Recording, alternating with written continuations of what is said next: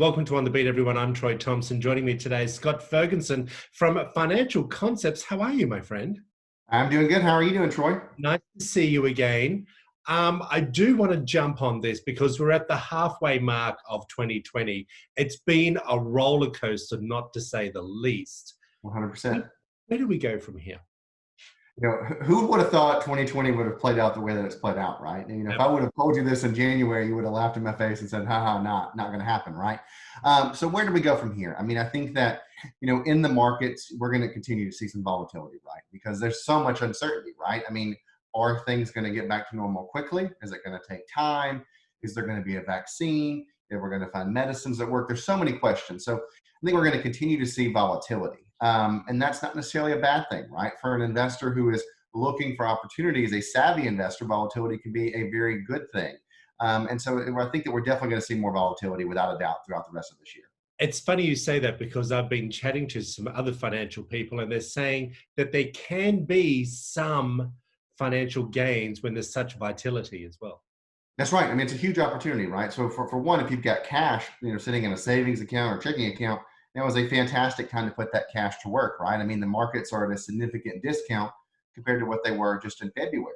And so it is a great way to take advantage of these opportunities. Or maybe if you've got an investment that, is a lag behind, now would be a time to look at that investment and say, okay, is there something I could do to maybe get and take advantage of this opportunity? So there's many opportunities to be found in moments like this. But what are some other advantages that someone can take? And how do they do that? Yeah, take advantage of it. So look at your portfolio. Make sure that it's still based around your dreams and goals. Because that's what you want your investments to be based around is what you're trying to achieve. So there's many things that right now are at discounted prices, right? So look at those investments and say, do I think this is a good investment 5, 10, 15 years down the road? It may have a rough 2020 because a lot of things are.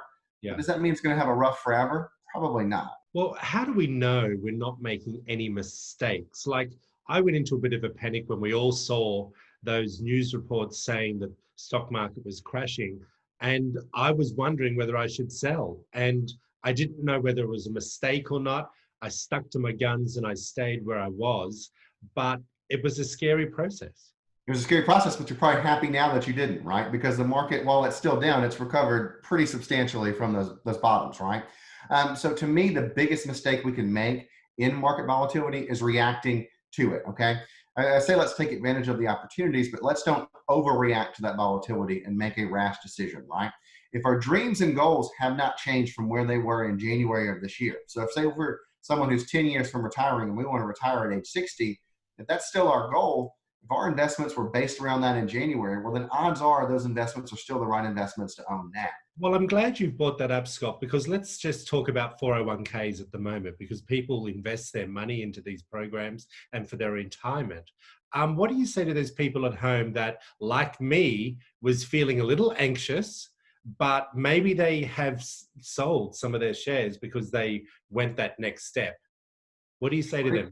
I would encourage them, if you're saving for retirement, especially through a 401k, and especially if you've got, a few years down the road before you get to retirement, I would encourage folks to start thinking about, what steps are you going to take to get back into the market, right? What steps are you going to take to make sure that you're investing for your future? 401k is a great way to always be investing because it happens each and every pay period, right? If it's human nature, we're going to find a way not to do it. So a 401k makes it automatic for us. It takes that human element out of it, right? And that's where, somebody like me, a financial advisor, whether it's me, whether it's somebody else, our job is to help you take the emotions out of the picture. Yeah. Our job is to make sure you're focused on your plan, not based on the heartstrings that are pulling on you today saying, hey, this is frightening, you got to do something, those kind of things. Yeah, well, as always, Scott, you give us great information. There are some things I want to talk to you about in our next interview. I look forward to it. To you then. Sounds great. Thank you. If you want to find out more information, there it all is up on the screen for you. Scott Ferguson from Financial Concepts. He will take care of all your financial needs, especially in this volatile market. Back after this break.